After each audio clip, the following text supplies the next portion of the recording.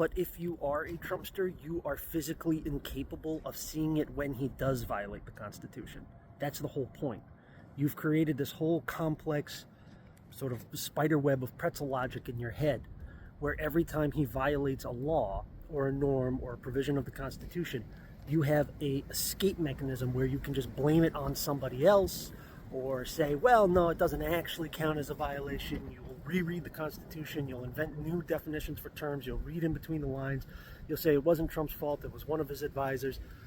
You'll say the courts are biased, the courts are unfair, whatever. Creating a Department of Governmental Efficiency without an act of Congress, not constitutional. Dissolving the Department of Education without a approval of Congress, not constitutional.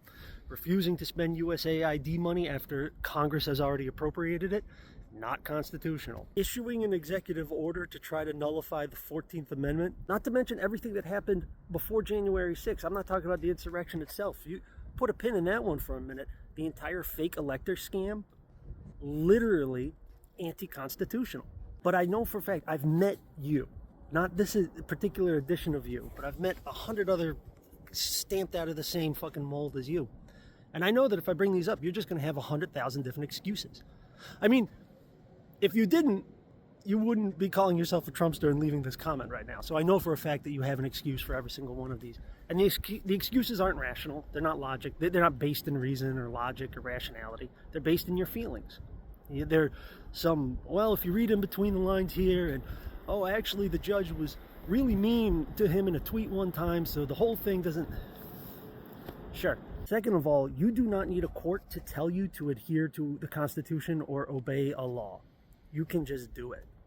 You're claiming to love the Constitution, but saying that it only should be valued when a federal court says it should be, then you don't actually love the Constitution. It's not complicated. I'm sorry, but I am just so over talking to people like you. Like, I can't do this talking to grown men like they're little boys. I can't treat every conservative man like an intellectual toddler that I just need to hold your hand through everything. I'm not the one. Like, don't ask me. I don't have any sympathy or empathy left for people like you.